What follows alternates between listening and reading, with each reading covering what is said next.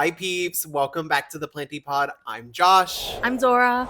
And today, Zohra, we are going to be talking about watering. I wanted to put together an episode that was literally like all the questions we hear in the shop literally every single day about watering plants.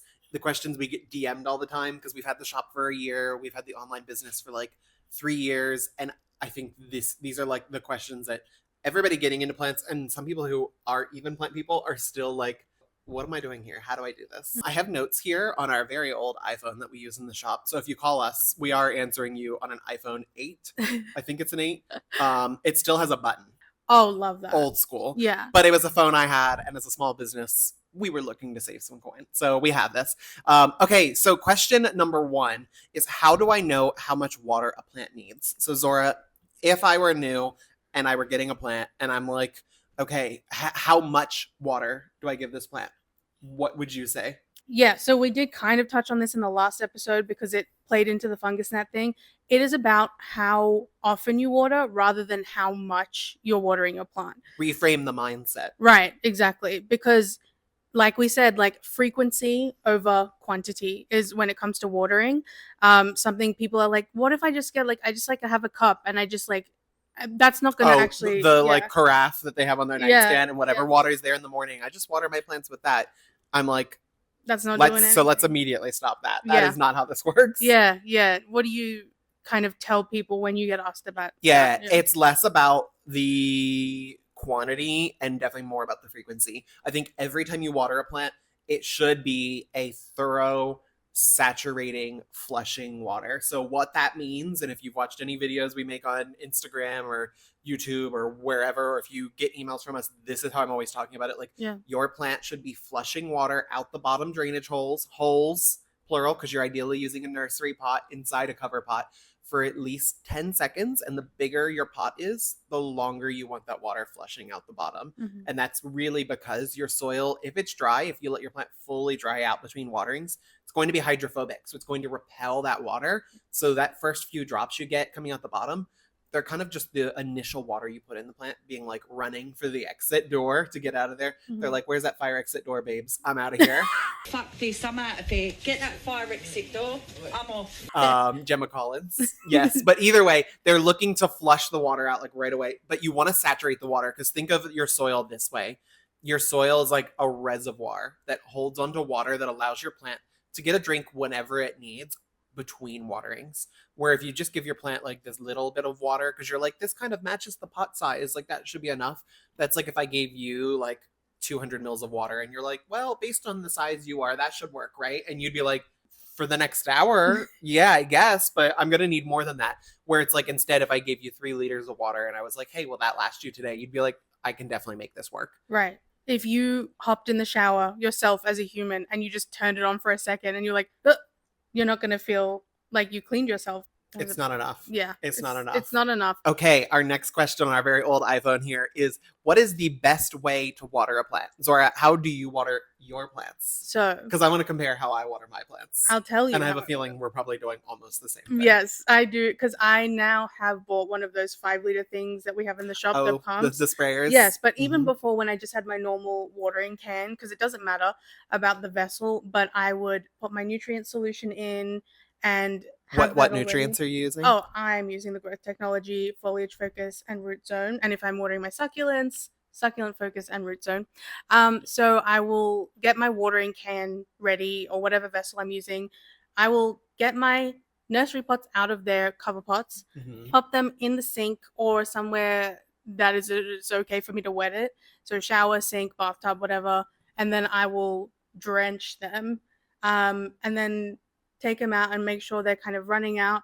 Let them be for like as long. I kind of do it in the nighttime, so I leave them overnight, and then the next morning I'll take them and put them back in their cover pots, and that's my system. Yeah, I do pretty much the exact same thing. I use a watering can most of the time at home because I don't water all my plants at once. Surprise, they all need watering at different periods. So I normally kind of every few days just go around and pick up pots and look at soil, because I use clear pots for pretty much all my plants, so I can just tell on site. And with that, I pull them all out. I pop 3 to 5 plants in the sink. I do it in my laundry sink, which is a bit bigger of a basin. So I can put like a few bigger plants or a lot more small plants in there. And then I water them all with my GT, with my root zone, everything in the water. I let them sit. If they're small plants, I'll let them sit for literally like 5 or 10 minutes and then I'll put them back. But the big thing for me is I'll lift them up. And if I can lift them up and they're still dripping, they stay. If I lift them up and like maybe a drip of water comes out or two, that's fine for me. I'm like, you can go back. Obviously, the big thing is you just don't want water pooling in the bottom of your pot. No. So like Zohra said, the best thing you can do if you're like still really unsure, do it at night, because I can guarantee that after like 8 hours or however long you choose to sleep that day, it will be enough time that Yeah. the plant will have fully drained out and be ready to put back into its pot with its reservoir of water to satiate it for the Right. next 7 to 10 days. Yeah. I also use only clear pots for that reason, so we can keep an eye on when it needs watering. Or longer. I have to preface really quick. Or longer, 7 to 10 days. Might be your smaller plants. Your bigger ones might be 2 weeks, maybe 3 weeks. Winter might even be 4 weeks. Yeah. I can say that even though we emphasize no schedules, you can have a check in your plant schedule. Mhm. That's kind of what I do when I do my little watering rounds. It's not going to be all of the plants in my house that I'm watering. No. It'll be, let me check the ones that, let me check them, because like Josh, I also have only clear pots, and then I can tell what needs to be watered. Yeah. So check-in schedule, not watering schedule. And like your little plants, your 90 millimeter, your 125s, your 70s, you're going to have to check more often. Yes. But anybody bigger, like your 200 millimeter pots, like that reservoir is bigger. Even though the plant is bigger, it's going to be drinking faster because it has a bigger root system. You're just going to have to check as often because you're like, that should be enough to get me 2 weeks on that plant. Okay, question 3. What do I do if I think I've overwatered my plant? Ugh. Okay, this is one of the most like beginner plant parent kind of things that happen, is you will probably overwater your plant. What do you do? So when you overwater a plant, that means your soil is staying wet for way longer. Yeah. And your roots are just sitting in that. And they can start to rot, which will be a huge problem. And that is something that at that point you would have to repot. Yeah. Because let's take it back to like question 1. Yeah. People are like, how much water? If you're giving your plant the right amount of water, which we know we talked about, there's no right amount. It's the frequency, not the quantity. You shouldn't be in an overwatering situation. When you end up in an overwatered or like a waterlogged situation is more a problem of the growing media, not so much anything else. That means your media is too dense for your conditions. Yep. So your home does not have the air circulation, the temperature, your plant does not have the light that it needs to drink that water fast enough. You might have a pot that's oversized. You might have a pot with no drainage. Please repot it right away. So there's things you can do here that I think will help temporarily. But if you're watering the way we tell you to water that your plant needs, but your soil is just staying wet so long and you're getting mold or you're noticing your plant doesn't look happy, you need to repot it most likely. Yes. You need to get it in a better medium for your conditions. And that's why we preach like your potting mix that your plants come in from a nursery is not always suitable for your home for this exact reason. And like going back to what you said before, not conflating overwatering with the amount that you're watering your plant. So you can really kind of, it looks like you're going to drown it. Like when you do it just in the one go, it's not going to need to access that water. That's what it will access over the time that it doesn't need water until the next time. So yeah, not conflating those two, because when people hear overwatering, they're like, oh, but like I don't really like, I just give it a little bit. I'm like, no, that's not it. So yeah, overwatering isn't overwatering. It's giving a plant water when it doesn't need more water. Right. Exactly. Yeah. And if you're like, I water my plant every day or once a week when it doesn't need it, that's going to lead to that. And overwatering can look like yellow leaves. Mushy leaves. Yeah, it's going to be very different because a lot of people are like underwatering and overwatering. Like leaves yellow, they look the same. It's a different kind of yellow. It's a different kind of texture. Like the leaves being mushy is very different than the leaves being dry. And also like the bottom oldest leaf on your plant going yellow, not a worry. Your newest leaf going yellow, very worrisome. Yeah. But if you do have overwatering to the point where it leads to root rot, that is something that you would have to repot. You can't keep it in that same and mix. Sooner the better. Yes. But I will say some like things I've told people in the past to do if they think they've overwatered is move your plant to a brighter space. Keep in mind what its care needs are. If it's a plant that can't handle direct sun, don't throw it outside in the direct sun and be like, this should help. it's going to hurt the plant. But moving it somewhere brighter so the plant is photosynthesizing more, that will make the plant drink water faster. Moving it somewhere where there's more air circulation. So if you have a room that you don't really open windows in, maybe a guest room or something, but then your living room, you've always got the windows open in, that's going to help it dry out faster. I have seen people do things where they like put it on a towel because the towel will kind of soak up some of the water. So they'll take like their nursery pot and put it on a towel. Right. Or I've even seen people, they'll have like a mass of soil. They'll pull all the dirt out and set it on top of the towel. If you're doing all that, I think you've come to terms with the fact that you probably should just repot it. Yeah, at that point. But yeah, if you want to try that, that's an option. Not one that we recommend, but maybe a towel. Yeah, that could be something. Yeah, at that point, I would be personally repotting I'm like, girl, it. just repot it. Yeah. Just repot it. Get a repotting mat, repot it. It's fine. Call it. Yeah. Question 4. Mhm. Can I have a plant in a pot without drainage holes? And I put on the question here, hole and then parenthesis S. So hole or holes? No, please don't. No, look. Yeah. Could you? Sure.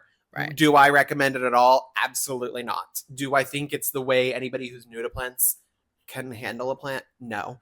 As someone who's owned plants for years and loves plants enough to open a plant shop, I would never subject myself to that kind of like unknown mystery of like what's going on in the pot. And that includes those of you out there who are like, but I put rocks at the bottom of the pot. Stop.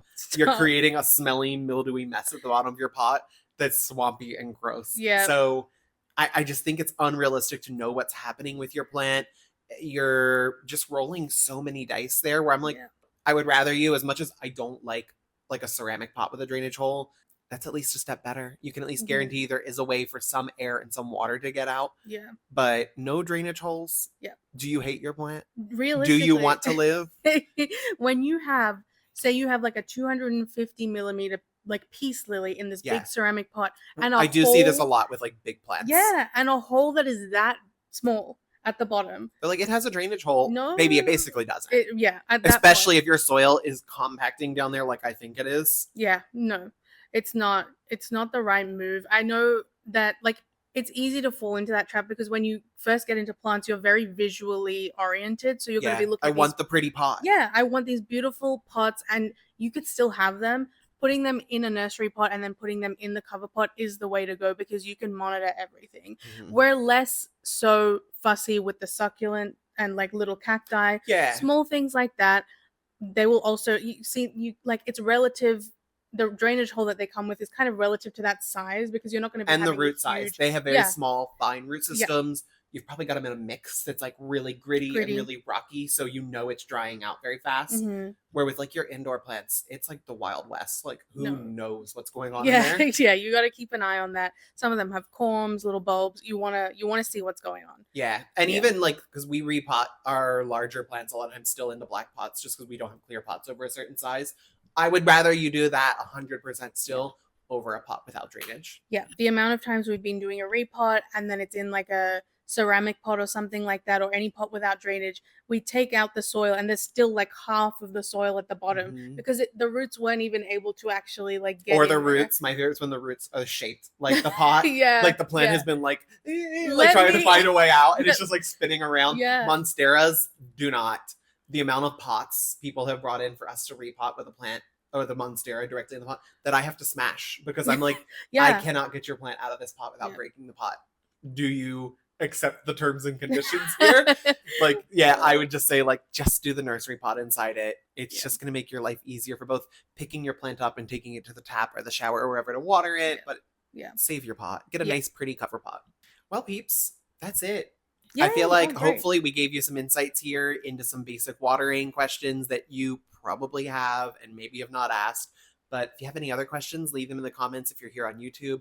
If there's anything that you heard us mention in today's episode, whether that's clear pots or GT or watering cans or whatever you need, you can shop at Planti Peeps, shipping Australia-wide. Use the code PlantiPod10 for 10% off your first order with us. And anything else, Zohra? Am I missing anything? Oh, check us out on socials. If you want little tips like this all the time, give us a follow on Instagram, Facebook, TikTok, YouTube, wherever you get your social media digestible bites from. Mm-hmm. Yeah. She said, yeah, that's it. Well, thanks for watching, peeps, and we'll be back with episode 5 soon. See ya. Bye.